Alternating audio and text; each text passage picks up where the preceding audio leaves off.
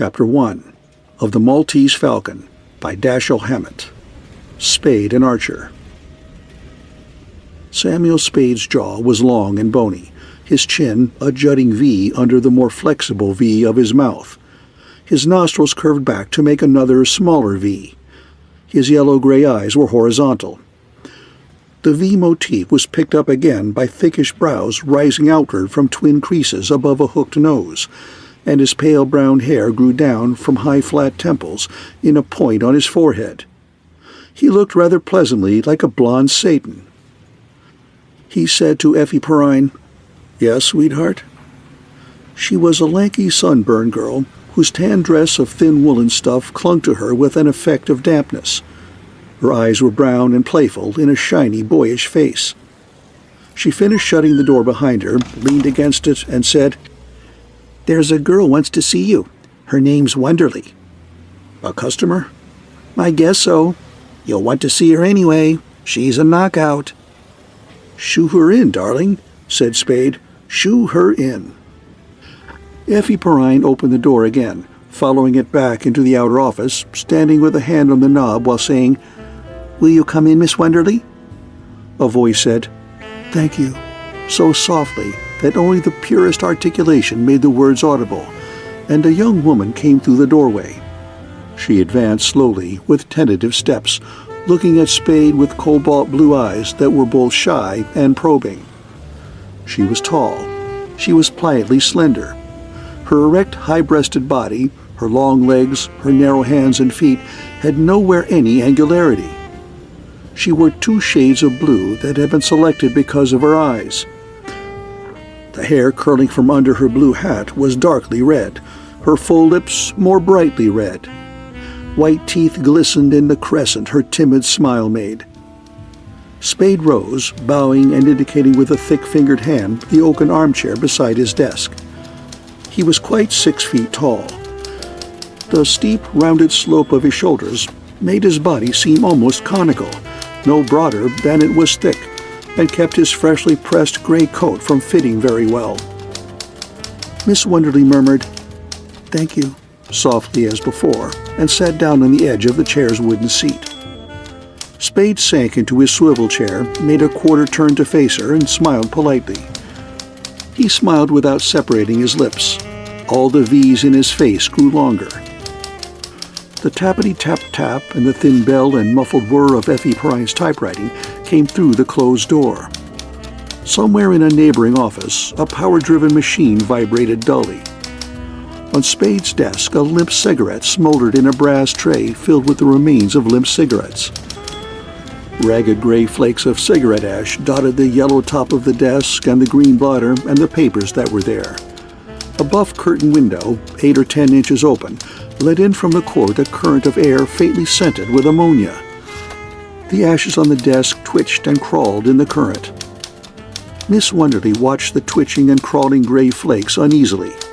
She sat stiffly on the very edge of her chair, her feet flat on the floor, as if she were about to rise. Her hands in dark gloves clasped a flat, dark handbag in her lap. Spade rocked back in his chair and asked, "Now, what can I do for you, Miss Wonderly?" She caught her breath and looked at him. She swallowed and said hurriedly, "Could you? That is..." Then she tortured her lower lip with glistening teeth and said nothing. Only her dark eyes spoke now, pleading. Spade nodded and smiled as if he understood her, but pleasantly, as if nothing really serious were involved. The same assurance was in his voice when he spoke. "Suppose you tell me all about it, and then we'll know what needs doing. Better begin as far back as you can, as near the beginning." "That was in New York," she said. "Yes," he said. "I don't know where she met him. I don't know where in New York. She's 5 years younger than I, only 17, and we didn't have the same friends. I don't suppose we were ever as close as sisters should be. Mama and Papa are in Europe. It would kill them. I've got to get her back before they come home." "Yes." "They're returning the 1st of the month." Spade's eyes brightened. Then we've got 2 whole weeks, he said. I didn't know what she had done until her letter came.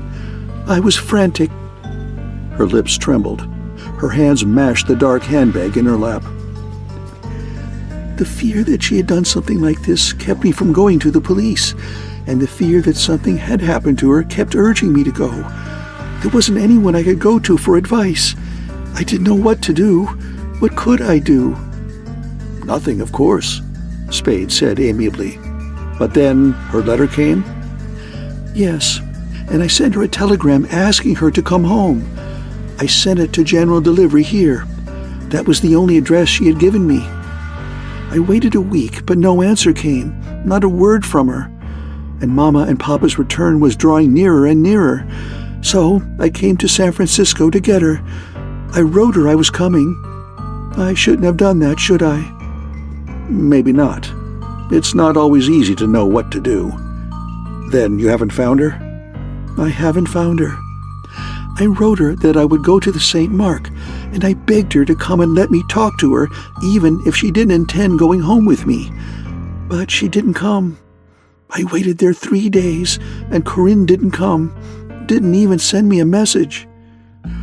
Spade nodded his blond Satan's head slowly, frowning sympathetically, his lips tightened together. It was horrible, she said, trying to smile. I couldn't sit there like that and wait, not knowing what had happened to her, what might be happening to her. She stopped trying to smile and shuddered. The only address I had was General Delivery. I wrote her another letter, and yesterday afternoon I went to the post office. I stayed there until dark, but I didn't see her. I went there again this morning and still didn't see Corinne, but I saw Floyd Thursby. Spade nodded again, but his frown had vanished. In its place was a look of sharp attentiveness.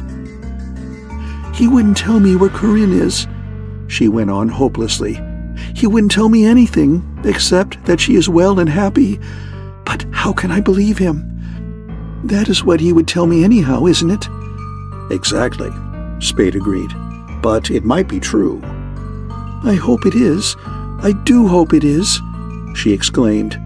But I can't go back home like this without having seen her, without even having talked to her on the phone. He wouldn't take me to her. He said she didn't want to see me. I can't believe that. He promised to tell her that he had seen me and to bring her to see me if she would come, this evening at the hotel. He said he knew she wouldn't. He promised to come himself if she wouldn't. She broke off with a startled hand to her mouth as the office door opened. The man who had opened the door came in a step, said, "Oh, excuse me," hastily took his brown hat from his head and backed out. "It's all right, Miles," Spade told him. "Come in.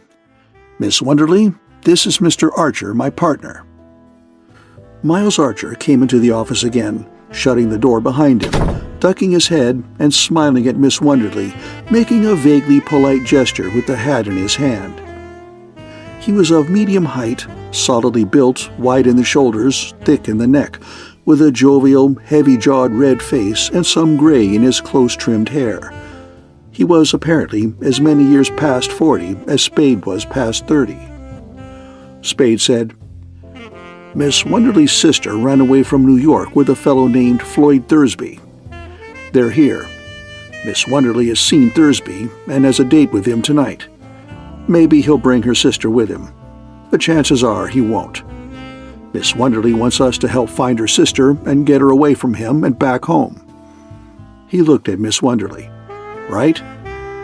"Yes," she replied indistinctly. The embarrassment that had gradually been driven away by Spade's ingratiating smiles and nods and assurances was pinkening her face again. She looked at the bag in her lap and picked nervously at it with a gloved finger. Spade winked solemnly at his partner.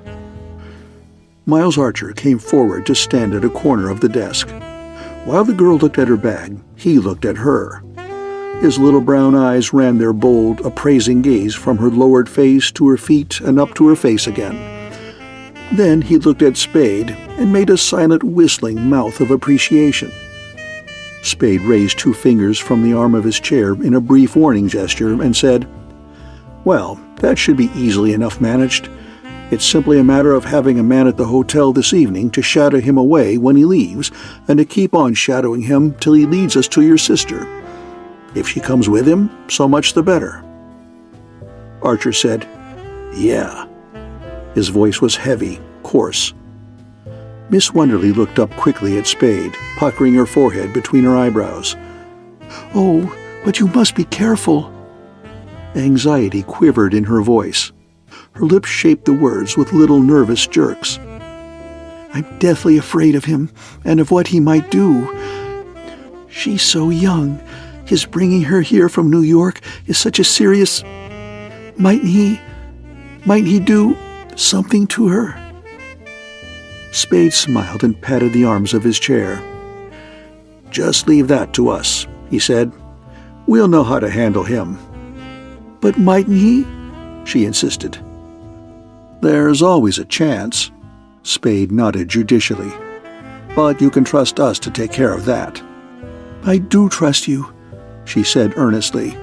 "But I want you to know he's a dangerous man. I honestly don't believe he'd stop at anything. I don't believe he'd hesitate to kill Corinne if he thought it necessary to save himself. Mightn't he do that?"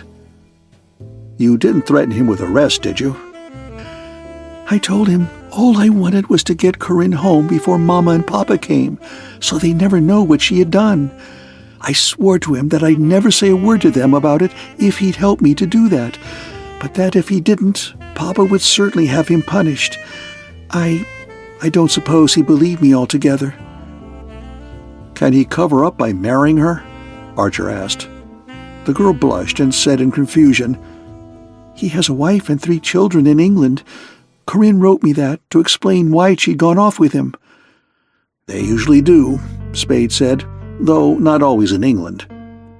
He leaned forward to reach for a pencil and pad of paper lying on the desk. "What does he look like?"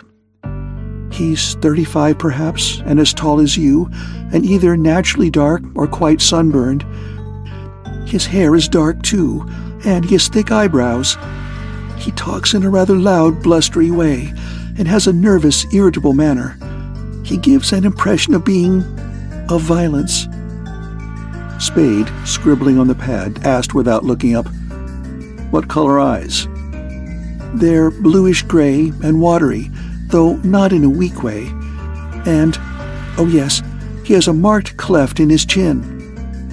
"Thin, medium, or heavy built?" "Quite athletic. He's broad-shouldered and carries himself erect, what you would call a decidedly military carriage. He had on a light gray suit and a gray hat when I saw him this morning." "What does he do for a living?" Spade asked as he pushed the pad back and laid down the pencil.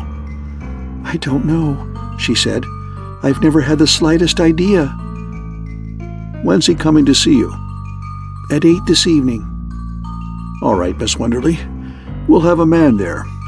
It'll help if—" "Mr. Spade, could either you or Mr. Archer—" She made an appealing gesture with both hands.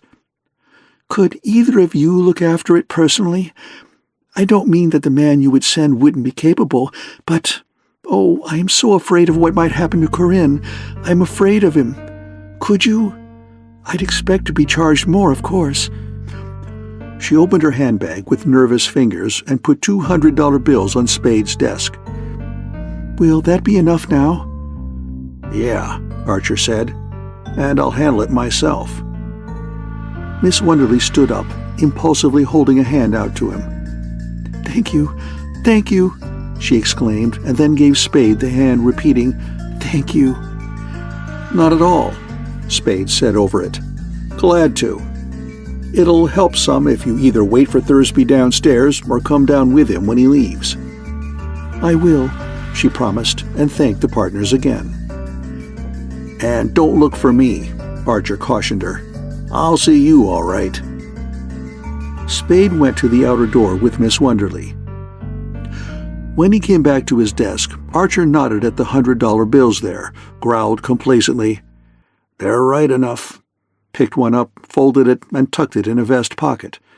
and they had brothers in her bag. Spade pocketed the other bill before he sat down. Then he said, "Well, don't dynamite her too much. What do you think of her? She's a sweet job, and you telling me not to dynamite her?" Archer guffawed suddenly, without merriment. "Maybe you saw her first, Sam, but I spoke first." He put his hands in his pants pockets and teetered back on his heels. "You play hell with her, you will." Spade grinned wolfishly, showing the edge of teeth far back in his jaw. "You've got brains. Yes, you have." He began making a cigarette. End of chapter 1.